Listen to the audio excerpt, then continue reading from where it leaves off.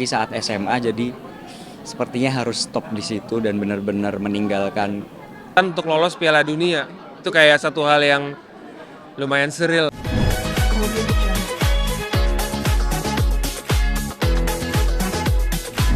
Pihak luar, bukan hanya pihak luar tapi juga pihak di dalam tuh banyak sekali pihak-pihak yang membantu kami dan para partners. Kami juga sangat bersyukur banyak orang-orang. Memang ada bantuan seorang teman kami yang mencoba mengenalkan waktu itu, kayak coba deh ngobrol, dia pengen melihat opportunity di Indonesia seperti apa dan mengirimkan screener filmnya, dan ternyata dia suka dan langsung setuju untuk berpartisipasi. Saya rasa ini sangat buat kami juga sangat sebuah kesempatan ini bisa melangkah lebih jauh lagi dari keluar Indonesia. Amin. Kita butuh dukungan teman-teman yang ada di sini dan juga doanya. Terima kasih, tepuk tangan sekali lagi untuk Mas Heri. Thank you. Kita ke Malaysia, Indonesia, dosa. Ini menarik sekali karena berarti ini adalah milestone penting bagi perjalanan Palari Films, dan gimana dia menyikapi dari Palari untuk lebih dekat dengan penonton di Indonesia melalui Tebusan Dosa. Silakan. Selamat sore, bersama dengan Tebusan Dosa kami merayakan ulang tahun ke-8 di Palari Films. Dan selama 8 tahun ini sebagai sebuah kitchen kita bisa mempresentasikan berbagai macam jenis makanan itu, dan semoga mohon doanya dari teman-teman semua juga Tebusan Dosa juga bisa dinikmati dan dirayakan bersama-sama. Ya, terima kasih. Dan juga Mas Edi, gimana memberikan ruang untuk mengumpulkan ensemble cast yang luar biasa ini? Berapa lama butuh waktu dari teman-teman ini? Silakan. Ketemu pertama dan mulai ngobrolin gitu mau bikin film ini, kemudian juga ngajak Alim gitu untuk kerjasama, dan pada dasarnya kan kita udah sepakat mau bikin apa gitu ya sama Anggi, dan dari sana mulailah melakukan siapa ya dan Tebusan Dosa ini kan sebuah film yang memang kita butuh wanita-wanita kuat gitu di dalam film Tebusan Dosa ini gitu loh, dan Hadi Salma, Putri Marino, kemudian Tante Mimi, yang nggak pernah yang selalu berjuang, dan nggak apa-apa jatuh tapi habis itu bangun lagi dan berjuang lagi dan selalu dari batas-batas itu sendiri. Di mana-mana kita kalau mendesain sebuah batas itu pasti melalui bentangan-bentangan alam, sungai yang kita anggap sebagai batas antara kota ke desa, batas antara kematian dan batas antara kehidupan gitu. Tempat juga di situ yang dimunculkan dalam arusnya yang berbeda-beda. Ada arus yang tenang, ada arus yang keras, ada arus yang misterius. Nah, itu dunia yang saya bangun dari Tebusan Dosa. Dan kita ada di sini kan juga ada dari yang tadi Mas Agidon bilang, nggak hanya datang dari Indonesia tapi juga ada yang dari Jepang, itu ada Shogen di sini. Jadi juga gimana? Karena kemudian Shogen atau Tetsuya yang dalam filmnya itu datang dari jauh, itu sebenarnya dia juga mencari sesuatu yang membuat dirinya lebih hidup atas apa yang pernah yang terjadi di dalam sejarah kehidupan dia. Nah, jadi menarik ketika kemudian influence dari tradisi mengenai harapan segala kebutuhan. Jadi sebetulnya memudahkan saya untuk melakukan apa yang harus saya lakukan. Tapi poin yang utama adalah saya sendiri secara pribadi ketika belum memasuki menjadi warning itu memiliki solidaritas batin yang kuat terhadap tokoh tersebut gitu. Jadi batin saya tuh bersolidaritas sangat besar, sehingga ya itu tadi karena relate dengan kehidupan banyak perempuan. Selamat sore semuanya. Semoga suka sama filmnya. Terima kasih.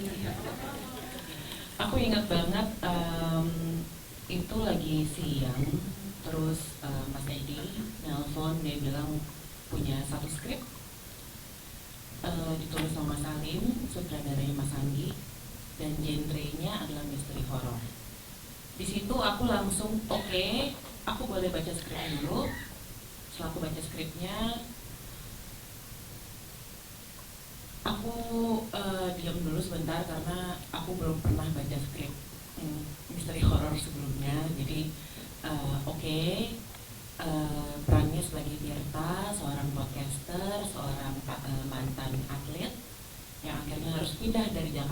meninggalkan keluarganya dia, mungkin teman-temannya dia, sahabat-sahabatnya dia, rasa アンギとは、2015年ぐらいにアンギが僕のホームタウンの沖縄っていう場所で短編を撮った時にその完成披露の映画祭で出会ったのが初めてでした。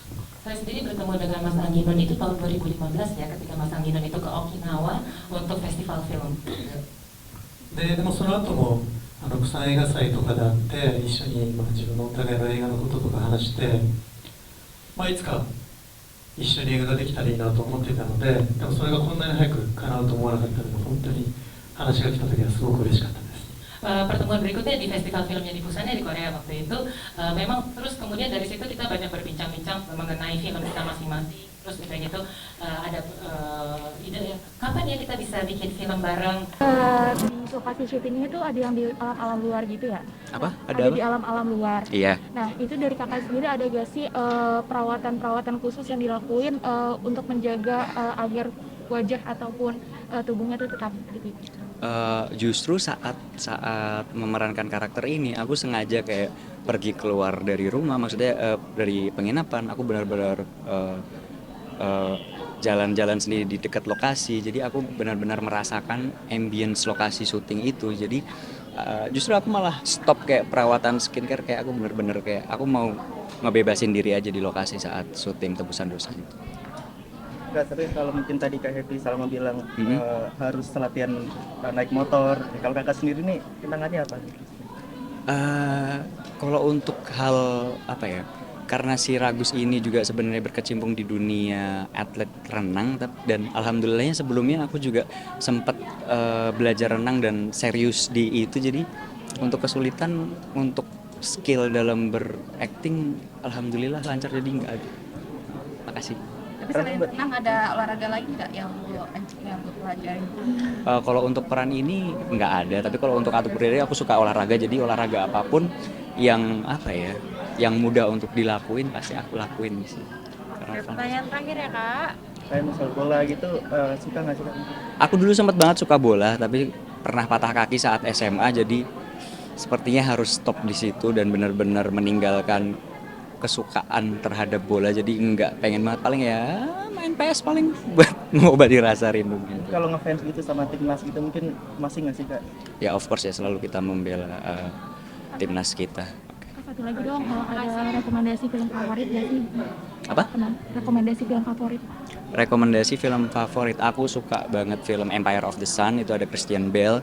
Lalu aku suka film Fury, Brad Pitt sama Shia LaBeouf. Lalu of course Tebusan Dosa 17 Oktober, jangan lupa nonton ya teman-teman. Oke, terima kasih banyak. Untuk timnas yang mau melawan Bahrain. Langsung promo aja ya Kak, langsung promo. Maaf ya. Promo di 17 Oktober. Teman-teman jangan lupa nanti 17 Oktober ada film Tebusan Dosa yang menghiasi bioskop-bioskop kesayangan kalian. Jangan sampai lupa karena filmnya seru banget, sangat mudah untuk dinikmati dan ada hints-hints di dalamnya yang membuat kalian para penonton jadi makin seru untuk mengikuti ceritanya. Oke? Terima kasih. Terima kasih semua. Nah, mungkin support dari kakak sendiri nih soal timnas.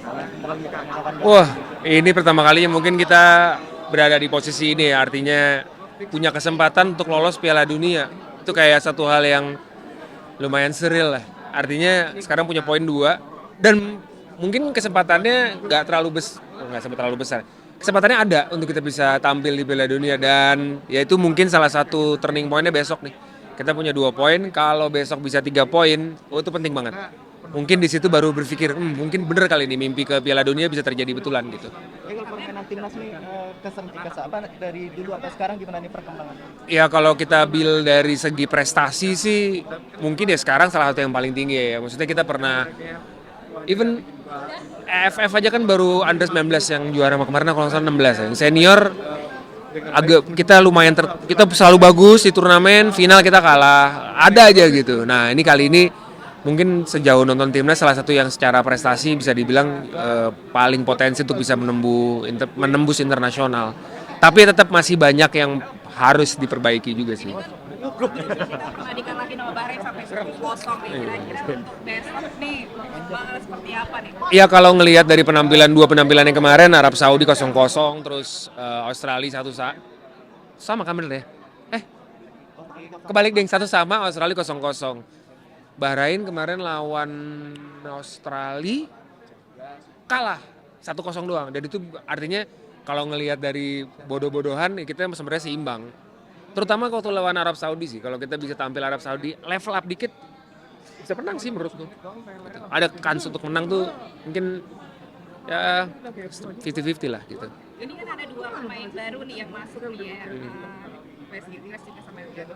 Kira-kira menurut bakal menjadi kekuatan baru lah bagi timnas sendiri. Buat amunisi pasti, tapi gue nggak begitu, ini pendapat gue pribadi ya, gue nggak begitu yakin Sintayong langsung masang dari menit awal. Gue nggak tahu. Cuman yang kemarin soalnya secara defense tuh udah cukup baik, tapi memang perlu daya gedor sedikit untuk bisa, kita jangan bertahan terus, kalau bisa kalau ada kesempatan kasih gol gitu. Nah di depan ya masih perlu agak di level up dikit sih untuk penyerangan. Nah makanya biasanya sih ya 0-0 tetap sering jauh lebih baik daripada kalah kan. Kalau gue tanya pribadi, gue mendingan agak sedikit pragmatis. Don't change the winning team. Tim yang udah kemarin dibilang bagus, jangan diganti dulu gitu menurut gue. Tapi kan kondisi Martin Paes yang kemarin tangannya sempat cedera. Iya. Gak tahu sih, kadang kita kan, ya namanya pemain kan pasti pengennya dalam keadaan bener-bener fit ya secara performance. Tapi mungkin ya cedera-cedera dikit itu harapan gue sih. Karena penting banget sih dia. Martin Paes kemarin 2 pertandingan kemarin udah langsung jadi pemain kunci sih. Tapi di dinner kemarin dia kondisinya tangannya sudah nggak ada alat-alat medis lagi. Iya makanya. Ya harapannya ini ya, namanya atlet kan kadang-kadang yang bisa bikin orang cepat sembuh tuh adalah willingnya untuk main kan. Nah atlet tuh kadang-kadang yang kita lihat dia bilang dia nggak sakit, padahal sebenarnya dia sakit. Tapi memang itulah hidup seorang atlet, emang mesti pojokin terus sampai benar-benar ke titik terpojok dia bisa maksain kemampuan terbaiknya dia. Gua apa nih dari segi permain? Kalau tanya gue Rizky Ridho. Ya kalau Bang Jai udah pastilah ya, dia main di Serie A, terus back inti, lawan-lawan yang dihadapi di Serie A juga udah striker kelas dunia, Lukaku dan lain-lain. Tapi kalau ditanya gue Rizky Ridho menurut gue pemain Indonesia yang secara level itu udah level internasional sih. Apa? Menang sih, ya kita pasti pengennya menang ya. Menang tipis lah, harusnya menang tipis, 1-0 bisa. Harus optimis dong, ya, kita harus optimis lah. Walaupun nanti ya kita nggak boleh bilang ya udah kalau menang syukur, kalau enggak sih. Gue sih pengennya menang. Kalau bisa lolos 1-0 sih Indonesia. Ya. Apa? Banyak gol sih biasanya lawan Cina ya. Feeling gue sih 2-1 menang juga. Oke, thank you ya.